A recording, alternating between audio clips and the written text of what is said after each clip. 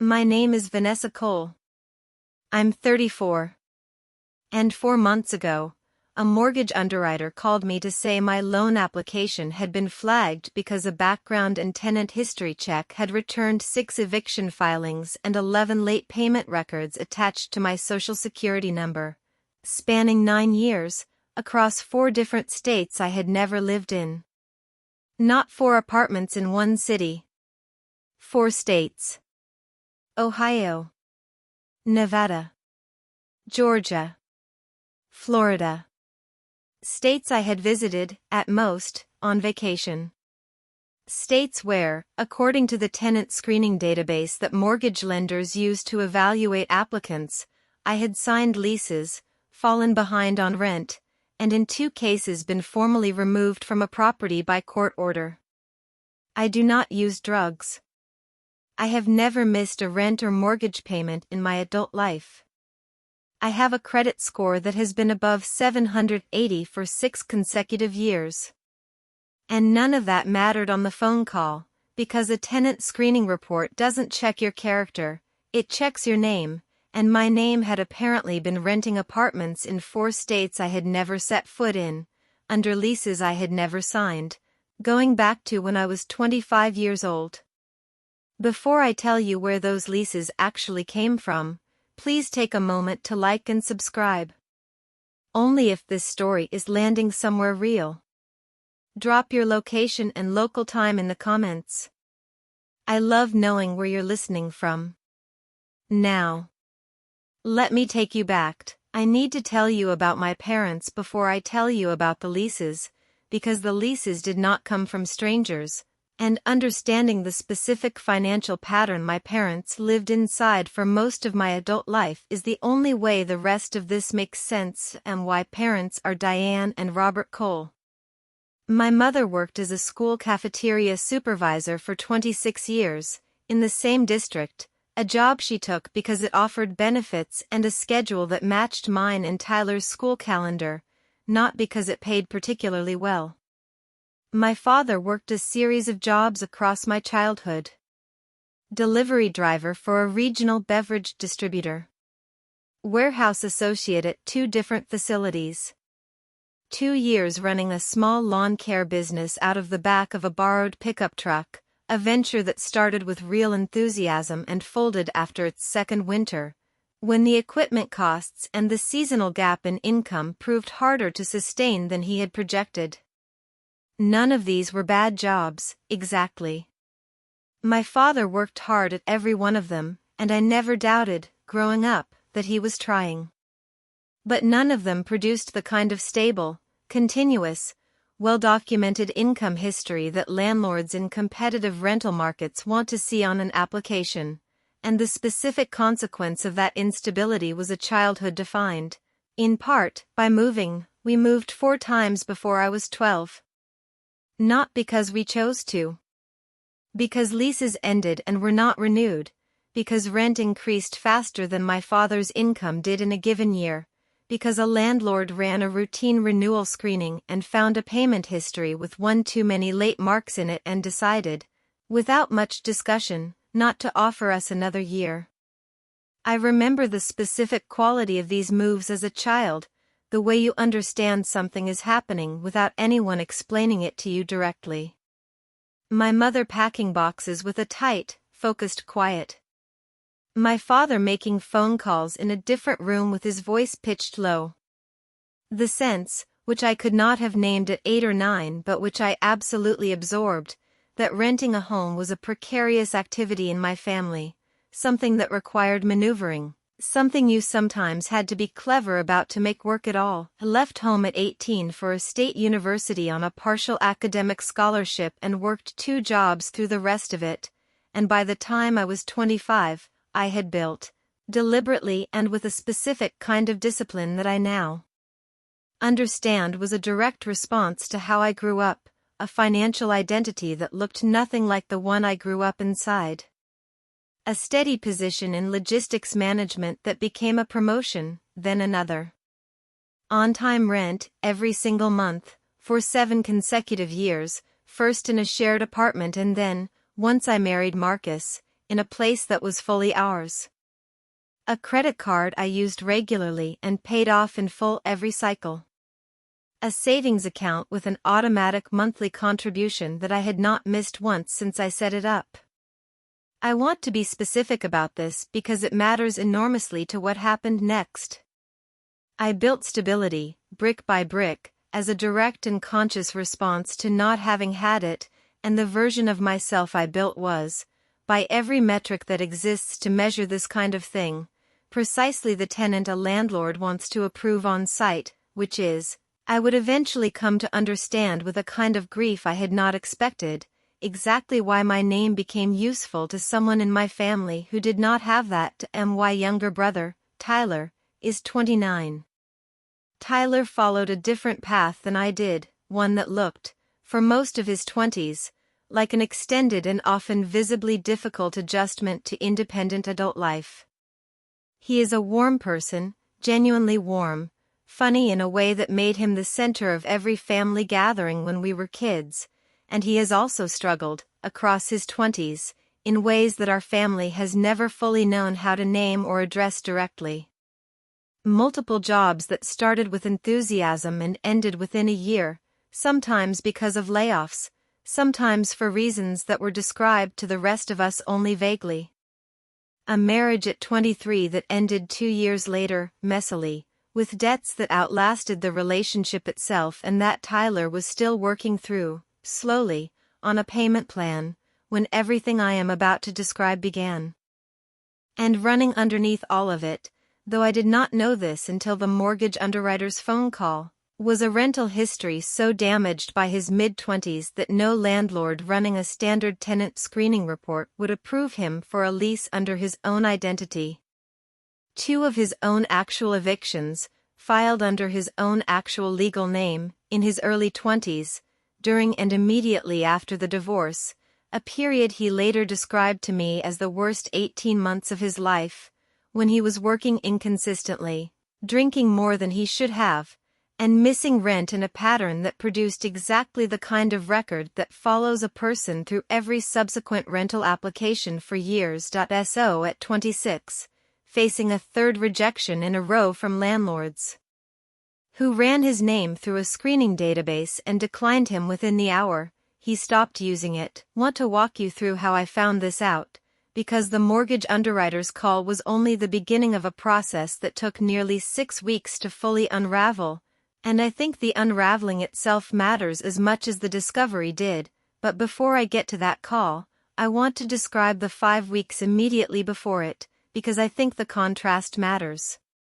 Marcus and I had spent those 5 weeks doing everything a first-time home-buying couple is supposed to do.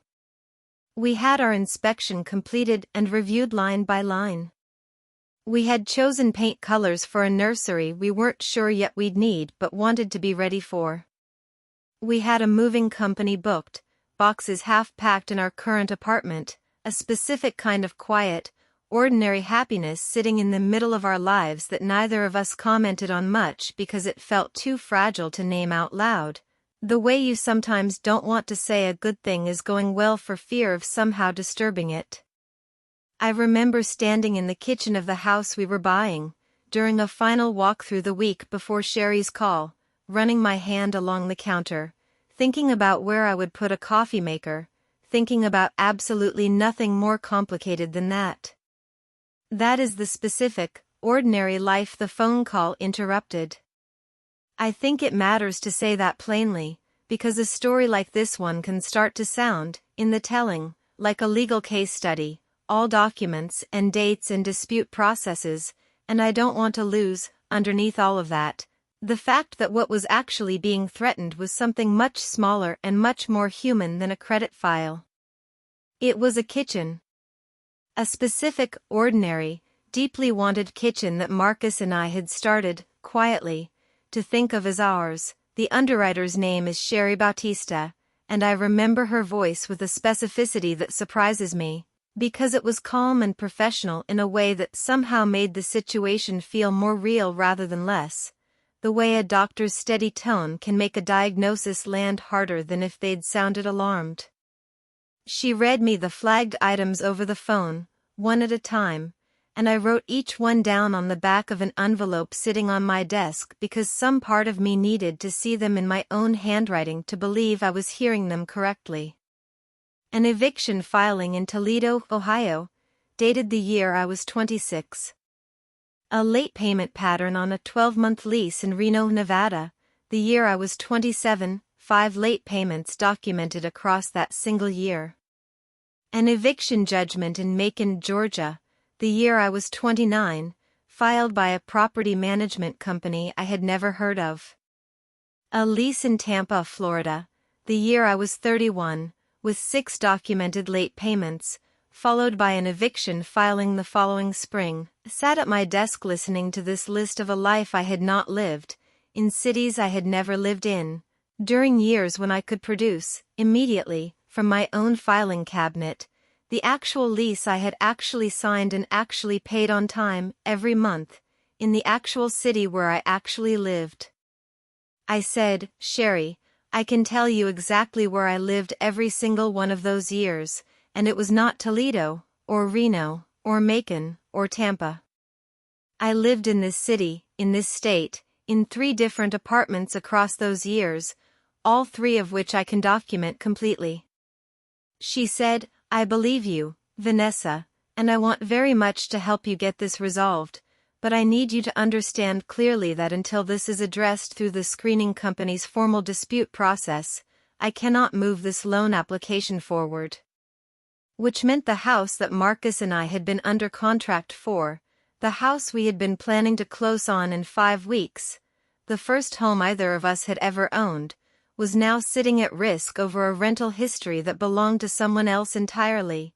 Filed neatly under my name, requested my full consumer tenant screening report that same afternoon, from the nationwide bureau Sherry's underwriting team used, a company that compiles rental history from county eviction court filings and landlord-reported payment data across the country and resells it to lenders and property managers as a single consolidated report.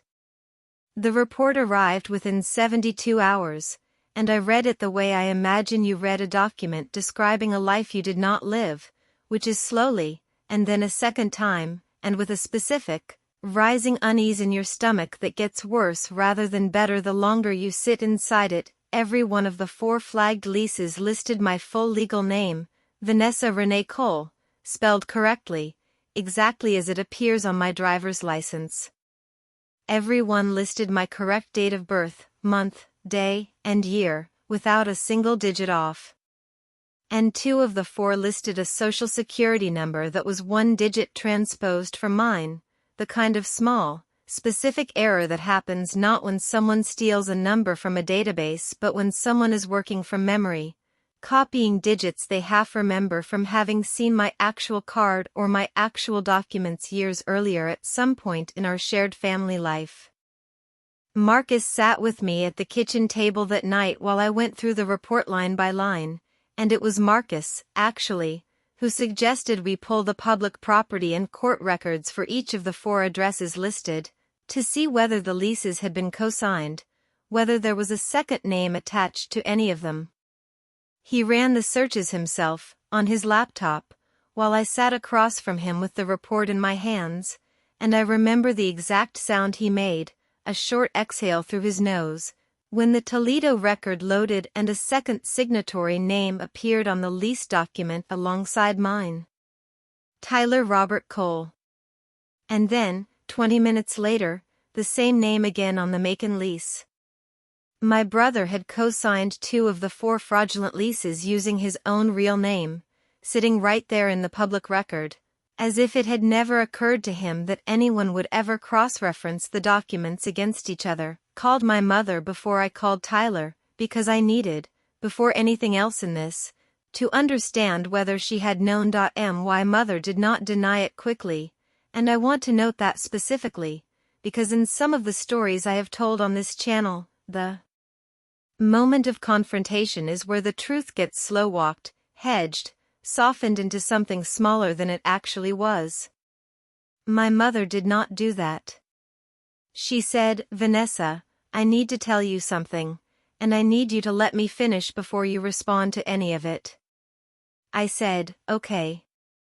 She said, Tyler could not get approved for an apartment in his own name after Reno. She said, Reno was his first real breakdown, right after the divorce was finalized, and it turned into a full eviction on his record, and after that, no landlord in a competitive rental market would even consider him. His application would get an automatic decline within the hour, every time, no matter how much rent he offered up front or how much he explained the circumstances. She said he came to your father and me for help, and we could not co-sign for him ourselves, because our own credit and our own rental history from those earlier years, the moves you remember from your childhood, were not strong enough to satisfy any landlord's requirements either. Our name wouldn't have helped him. She said, so he asked if he could use your information instead. Your name. Your date of birth. He told us he'd found a way to fill out applications using a version of your social security number, slightly adjusted, that would still pass an initial automated screen, because a lot of landlords in a hurry to fill a vacant unit don't actually verify the number against a federal database in real time. They just check that a number is present and that it returns a name and a credit profile that looks acceptable. Said, Mom. I said it very quietly. I said, you knew he was doing this. She said, I found out after the first one. Toledo. He told me himself, actually, almost proudly, the way you tell someone about a problem you've solved. I said, and you didn't tell me. She said, I told him to stop. I told him it wasn't right and he needed to find another way. I said, but you didn't tell me, Mom.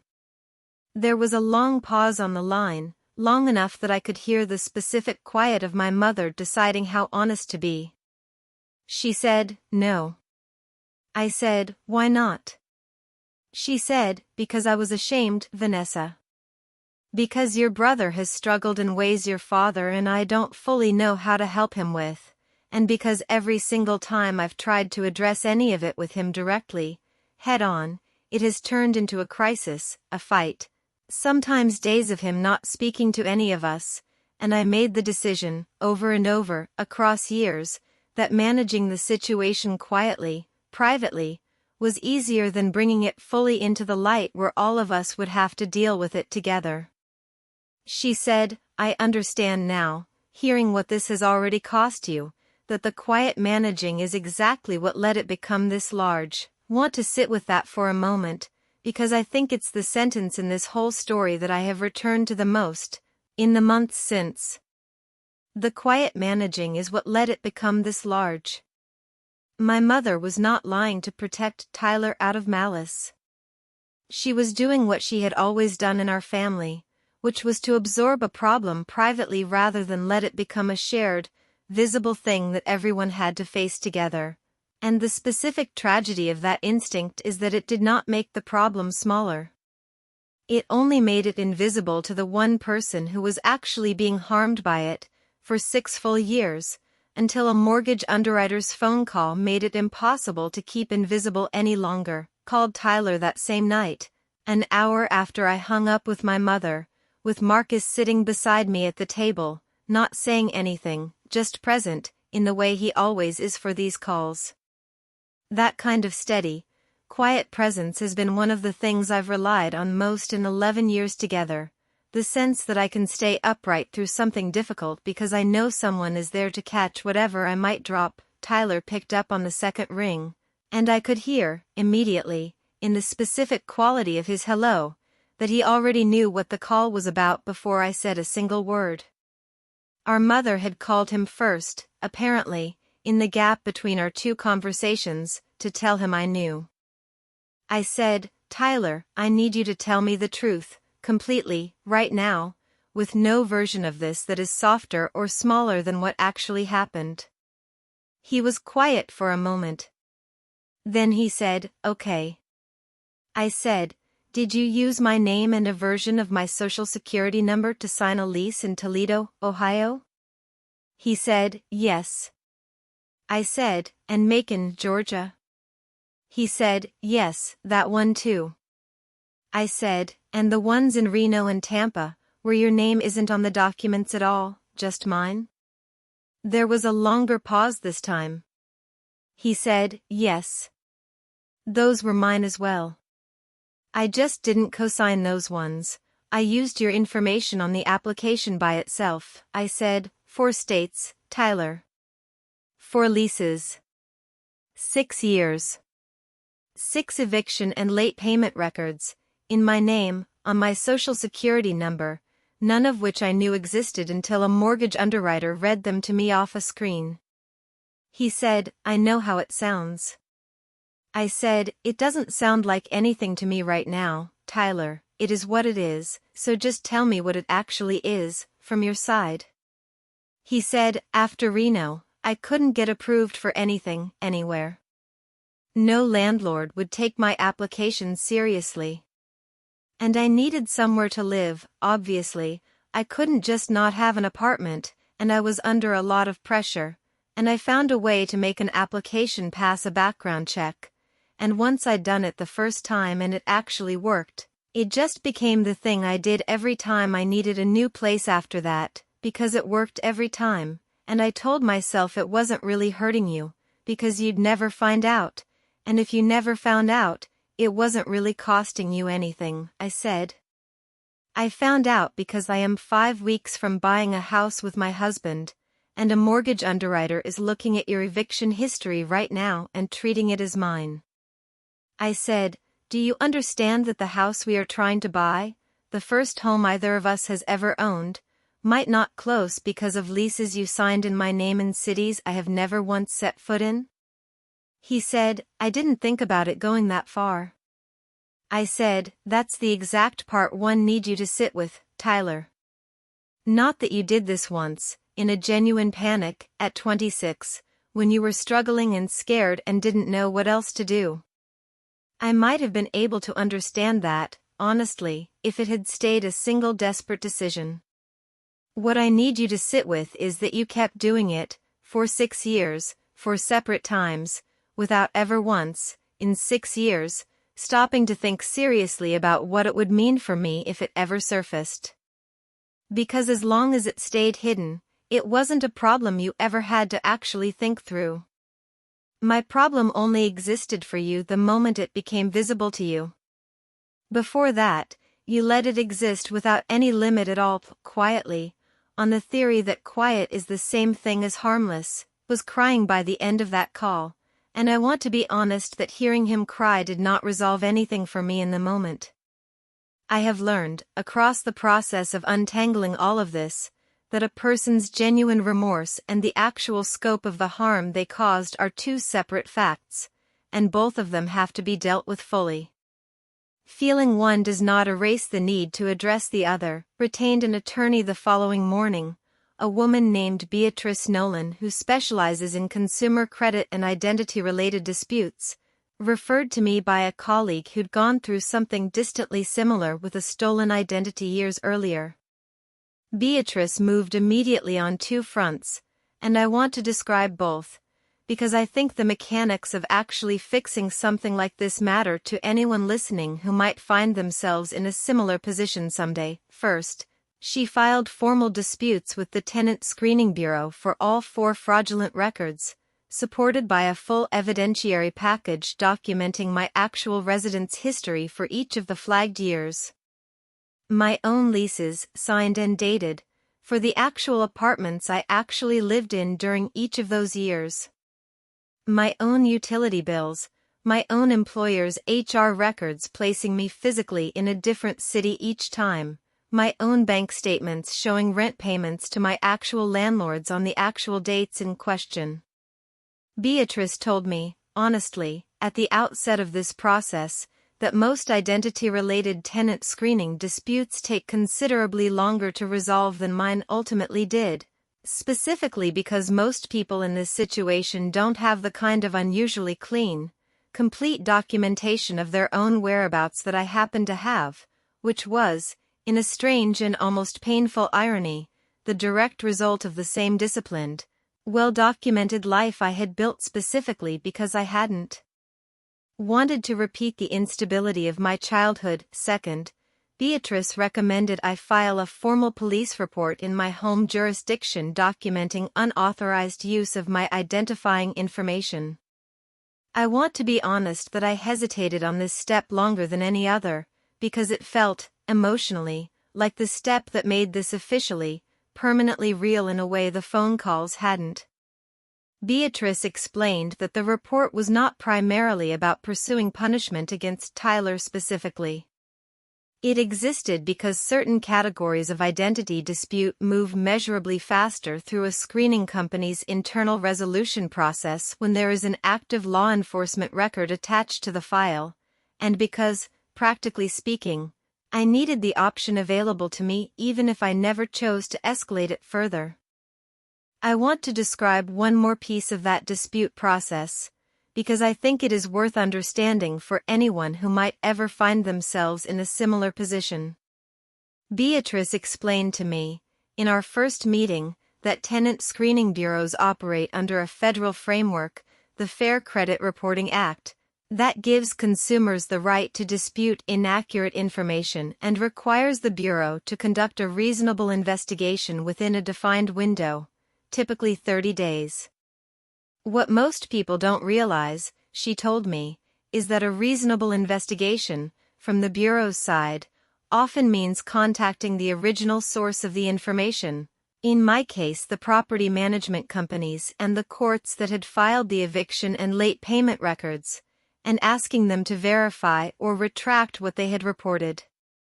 This meant that resolving my case required not just proving my own whereabouts, but getting 4 separate property management companies in 4 separate states to review their own leasing files and confirm, on their end, that the applications in question did not match my actual identity once the transposed digits in the Social Security number were flagged and the co-signing pattern was examined closely.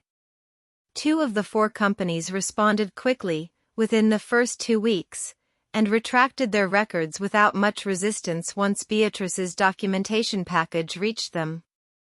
The Reno Property Management Company was slower and initially pushed back because the lease application on their end had cleared their automated screening process without incident, and their internal system showed no red flags at the time it was signed, which meant, from their perspective, they had no independent reason to doubt the application's legitimacy until we raised it. It took a second, more detailed letter from Beatrice, along with a notarized affidavit from me and copies of my actual lease and employer records for that exact year, before they agreed to retract the record as well. The Tampa company was the last to respond, and only did so after the eviction court itself, upon request, confirmed that the signature on file did not match an exemplar signature Beatrice had submitted from my notarized affidavit, a detail that turned out to be the single most persuasive piece of evidence in the entire process, more persuasive even than my documented whereabouts, because it was the one piece of proof that didn't require anyone to trust my account of events, only to compare 2 signatures sitting side by side. The dispute process took just under 5 weeks from start to finish. It was, Beatrice told me candidly, considerably faster than most cases like mine, again specifically because of how clean and complete my own documentation was for every flagged year. The screening bureau's investigators reviewed the evidentiary package, cross-referenced the court filing details against my documented whereabouts, and removed all 4 fraudulent records from my consumer file. Sherry ran the report again the following week, found it fully clean, and our loan closed 9 days after our original target date.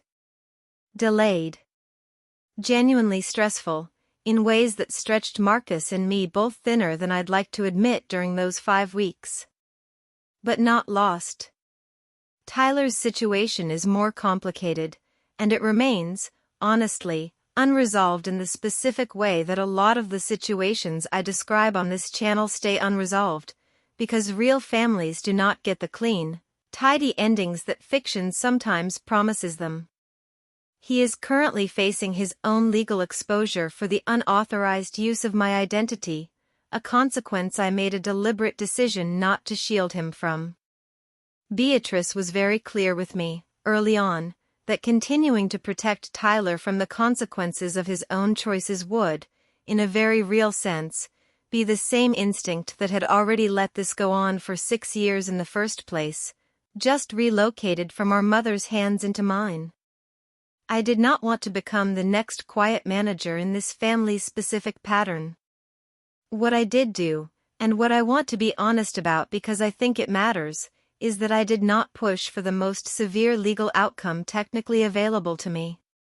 I cooperated fully with what the law required of me as the affected party, and I did not add additional pressure beyond that baseline cooperation, because Tyler is my brother, and because I believe, underneath 6 years of what was genuinely a serious and sustained pattern of harm, there is a person who was drowning for most of his 20s and reached for the only rope he could find within arm's reach, even though the rope, in this case, happened to be made entirely out of me.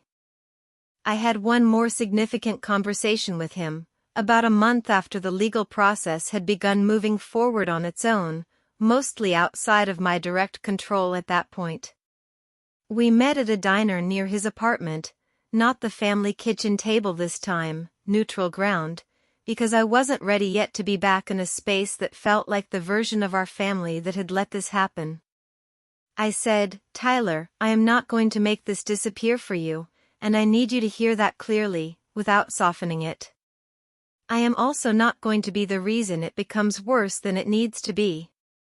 Those are two separate things, and I need you to actually understand the difference between them, because I think for a long time our family has treated love as something that means making problems invisible for each other, and I am done doing that, for you or for anyone."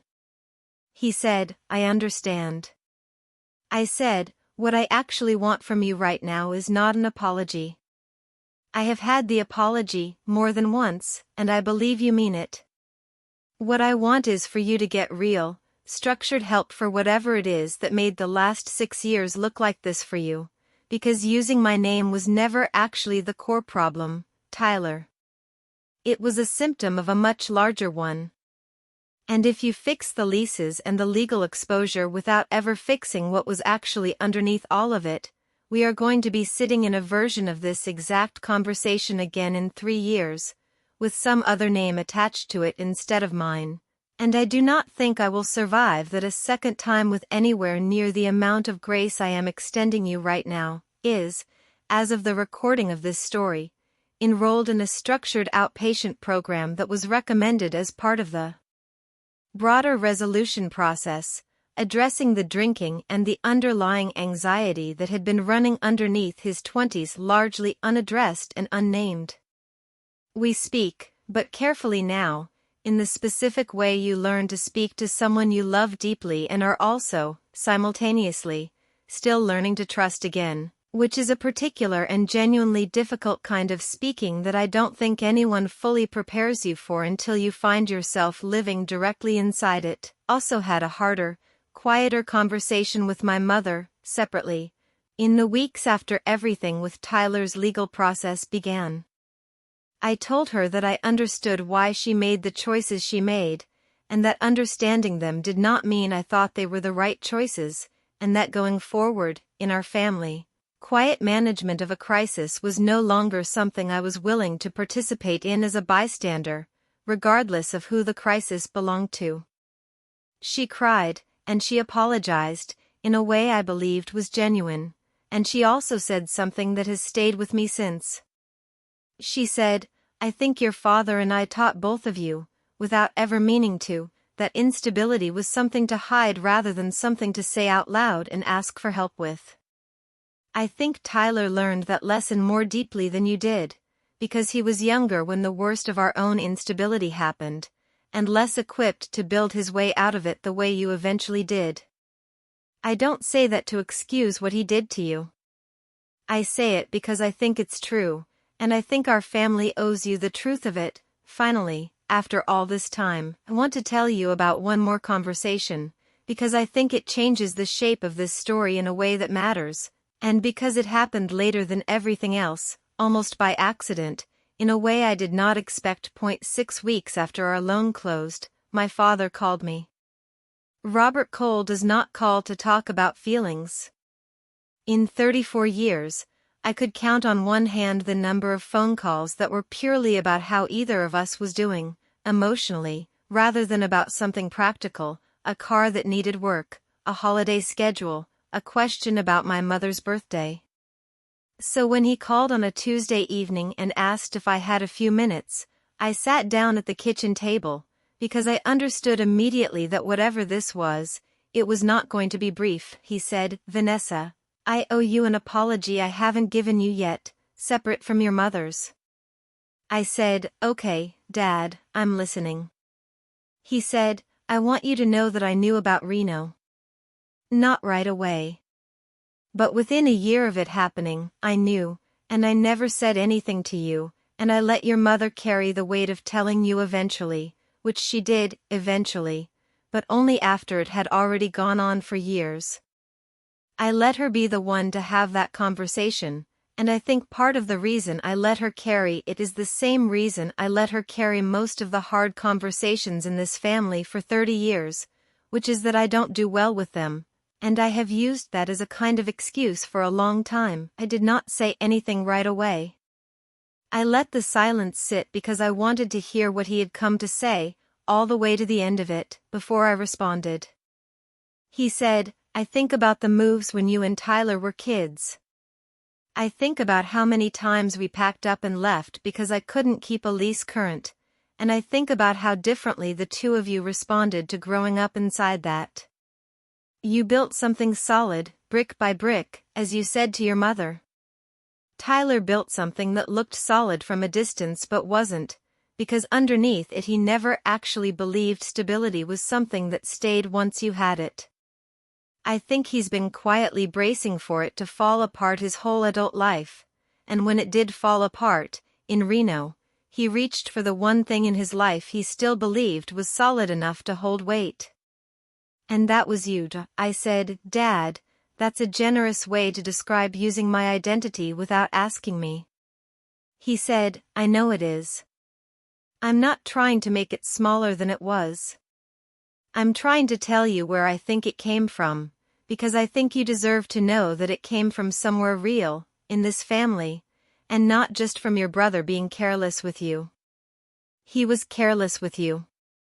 But the carelessness didn't start with him, and I think your mother and I planted the roots of it a long time before he ever signed a single one of those leases." Told my father that I appreciated him saying that, and that I believed it was true, and that it did not change what I needed to do to protect myself, and he said, "No, it shouldn't.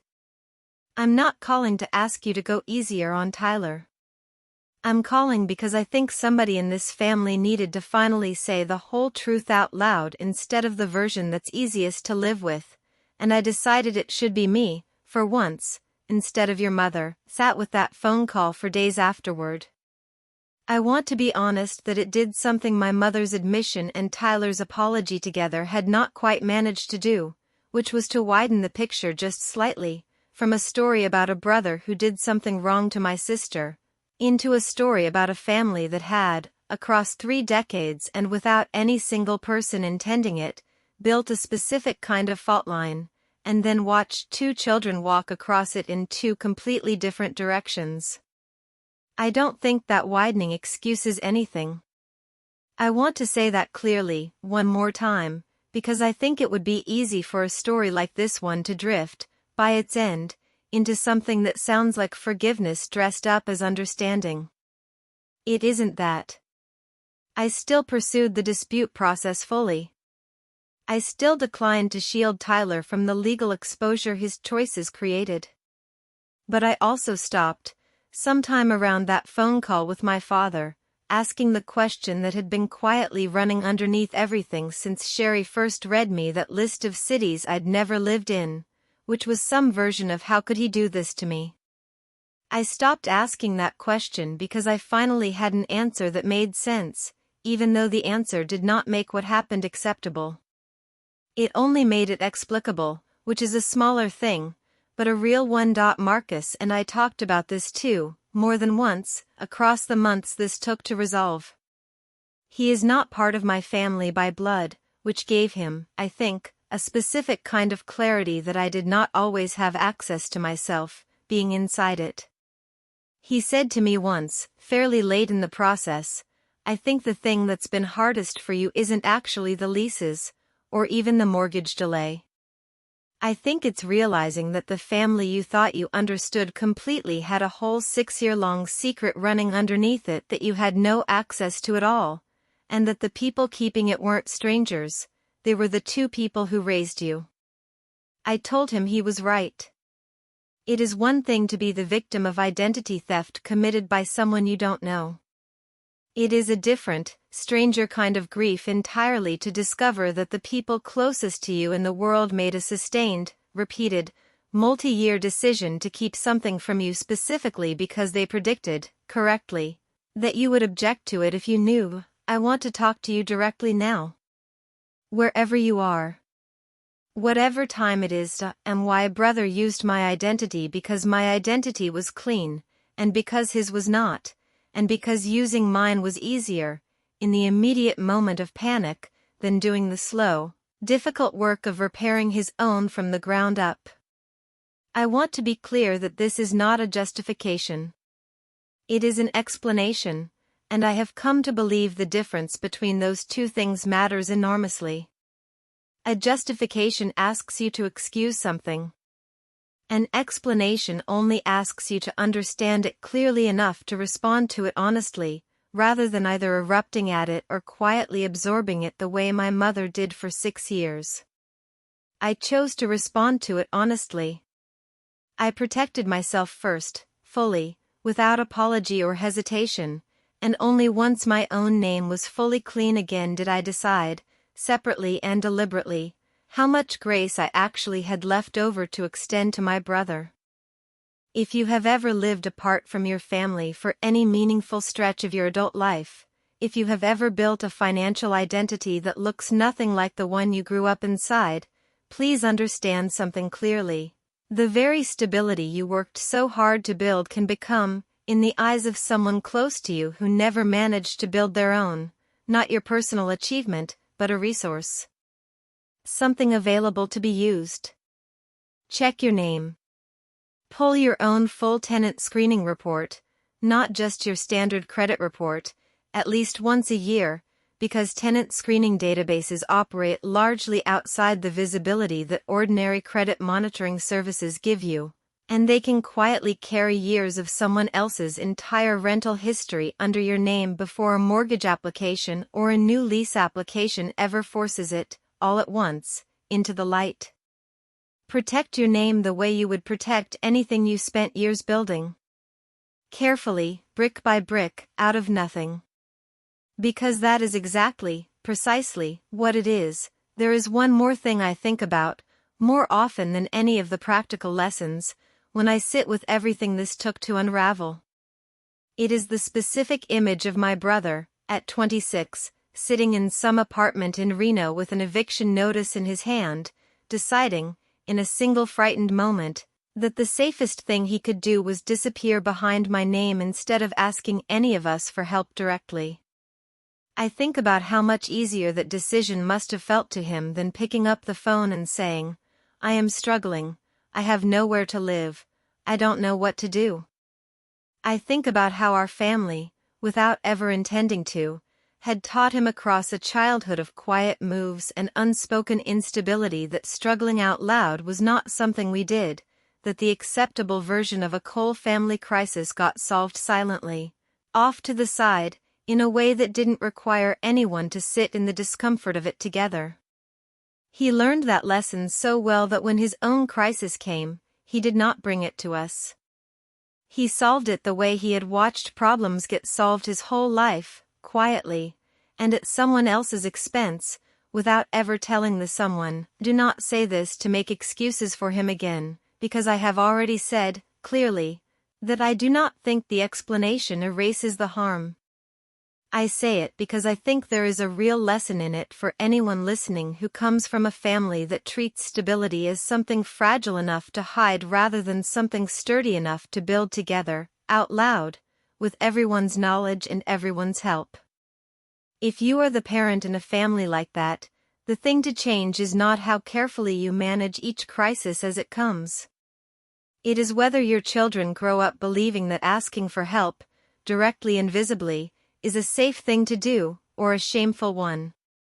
Tyler did not grow up believing it was safe.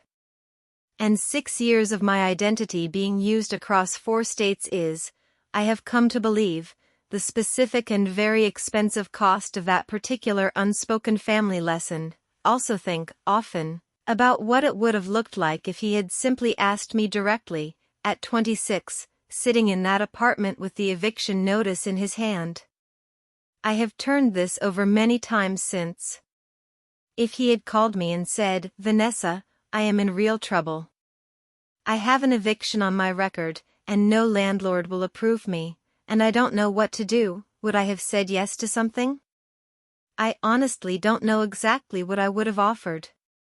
Maybe I would have co-signed a lease with him directly, in the open, with both of our names on the document and both of us fully aware of the risk. Maybe I would have helped him find a landlord willing to consider a larger deposit in exchange for a weaker credit history. Maybe I would have simply said no, that I couldn't take on that kind of risk myself, and he would have had to find another path entirely. But every single one of those versions, even the one where I say no, involves me knowing. Involves me having the chance to consent, or decline, as a full participant in my own life rather than a resource he decided to use because asking felt too exposed. That is the actual difference at the center of everything I have told you today. Not that Tyler needed help. He clearly did, and continues to.